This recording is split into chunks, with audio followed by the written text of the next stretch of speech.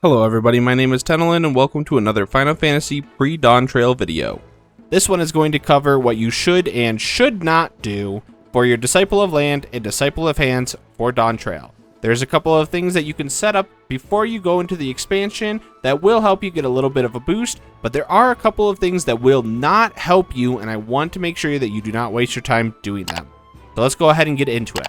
First off, the best prep that you can do is for your Disciple of Land classes, specifically for Miner and Botanist. The best way to get some extra experience on release is to do your Levequests. You want to go ahead and grab 8 for Miner and 8 for Botanist, or if you're crazy and just want to level up one of them, just grab as many as you can for that single class. Just know that there are diminishing returns because you will only be able to grab a certain number per level requirement, so the experience that you'll get will go down a little bit. The best way to do it is to grab 8 for each. You'll want to head over to Old Charlie in here and pick them all up. Go ahead and get them completed. If you've never done a Gatherer Lev before, they're very chill, and they offer an insane amount of experience, and all of that can be done before the expansion comes out. You should get about 2 full levels if you turn these all in for each of the jobs when Dawntrail does come out. In case you don't know how to do them, you'll just go to the area of the map that they note. You'll click initiate when you're inside of the circle, and then it will give you a little sub-quest that you have to do to gather certain things in a certain amount of nodes or just a number of items. You can try to aim for the extra experience on the ones that have it, but sometimes it's a little more effort than I think that it's worth. Just go ahead and get them as best you can, get them all completed, and hold them. The best part about these is it doesn't overlap with your quests.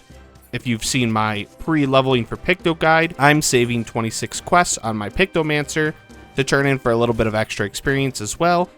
So this doesn't compete with that. It's something you can do for both of them. As always, you want to make sure you have some food. You can get the revised manuals for a little bit of extra experience. I personally don't think they're worth it.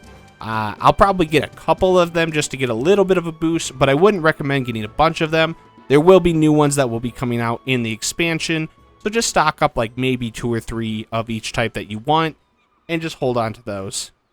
And then of course you'll want to have your FC buffs or your squadron buffs, just depending on what your FC is planning on doing. If they're going to be running something like the battle experience, you'll want to have your squadron buffs to get the little extra experience for your crafters or gatherers. Now, one of the things that I've been seeing a lot of people ask about is the gear requirements that you'll need. If you're a crafter especially, you're probably wondering what kind of gear that you need to prep to be able to make the new level 100 Disciple of Land and Disciple of Hand gear. The general consensus that I've seen is that even the level 90 script gear will be more than enough to get the new crafted level 100 gear.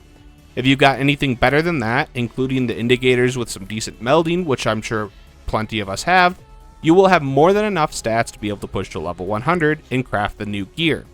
If you are still getting prepared and you don't have the indicators gear, you probably do have enough time to go ahead and get the full level 90 script sets before Dawntrail comes out. Otherwise, I wouldn't worry about it too much. As long as you've got some decent gear, just go ahead and get new stuff in the expansion for while you're leveling.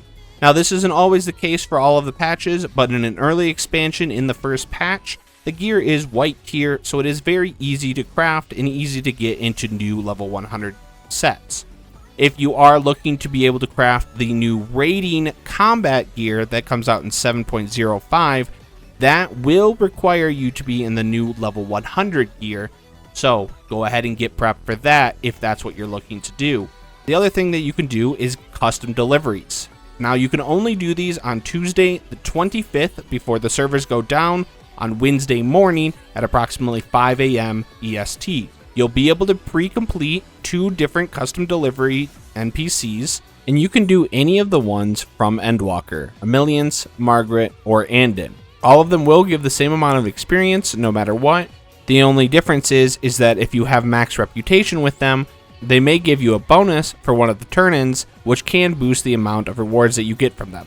I will personally be doing these on my gathering jobs, so on that Tuesday, I'll be going out and gathering all of the turn-ins that they'll want, and I'll be holding on to those to turn in later in the week once Dawntrail is out.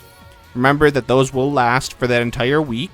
If you are attempting to do one of your crafters level up quickly, that is a fine way to do it as well, but I do think it will be more effective to do your Disciple of Lands just because they will be the things that you'll actually need to be able to get the materials to level your crafters. For maximum efficiency, you will want to wait until around the level 83 MSQ, which is historically when we unlock the new script vendor, so you can spend your existing scripts and ensure that you get all of the scripts from those turn-ins, and it will help you get the new folklore books for the new timed nodes in Dawntrail. Check out my Disciple of Land gathering guide for more info on that. Another thing that you can do ahead of time is max out your shards and crystals as best you can. If you're planning on crafting during Dawntrail, one thing that most people forget is that you're going to need a lot of these bad boys. I know every expansion, I always slack on this and I always regret it because as soon as the expansion comes out and everybody starts to realize they need more of them, the price skyrockets. I didn't want to put myself into that situation this expansion, so I have been gathering them up with my retainers. As well, for crystals, you'll want to go ahead and just do ethereal reduction gathering for them. It is the best way to get crystals. Now, this is a very important section. I'm going to go ahead and put a flag up in the corner that says what not to do, and I'm going to leave it there just in case anybody is skimming this video and is not paying attention to this header here. Don't do these things. Crafting Levs, fishing Levs, and any of the collectibles that you can do right now will go to 1,000 experience max when Dawntrail releases. They will not be something you can do ahead of time. They will be a waste of time and materials, and you will be disappointed if you do them. Again, do not do crafting Levs, fishing Levs, or any of the current existing collectibles. You can do collectibles to turn in for scripts if you are going to go ahead and stockpile to get the folklore books or something similar early. Just know that all collectibles will only be worth 1,000 experience once Dawntrail comes out for any of the current existing collectibles, both crafter and gatherer. After release, turn in your Levs to your gatherers. You can continue to do the new ones in Dawntrail for quick leveling to 100 on all of your classes, but do keep in mind that some of them will be in the new maps, so you will have to do some of the MSQ to unlock the new zones. These are honestly very easy and quick way to level up your gatherers, and if you enjoy doing them, I'd recommend it. As well, the new Disciple of Hand Levs are going to be very good for helping you level, but I personally don't like how tedious they are, so it's not what I plan on doing. If you are looking to power level your crafters though, it is a fantastic way to do it, but may require buying some of the materials off the market board if you're doing it early and you don't have your gatherers leveled yet. Just something to keep in mind, and it's why I prioritize leveling my gatherers first. The easiest and best way to level your crafters and gatherers passively will be to turn in your Grand Company deliveries for all of your jobs every day. Insanely easy and an insanely quick way to gain a ton of experience. Of course, for your crafters especially, always make sure you turn in high quality so you get the bonus experience. Once you get past the level 83 MSQ, you can turn in your custom deliveries for scripts and a bit of XP as well on those that you were saving. And of course, if you're trying to level your fisher, ocean fishing is always the best passive way to level up your fisher, and it will help you get a little bit of scripts, which you can spend on things like cordials, especially if you're trying to do the new timed nodes like my other video has. I hope this guide gives you a little bit of a rundown of what you're expecting in Dawntrail and what you can do ahead of time. I hope you guys are excited as I am. Thank you very much for watching.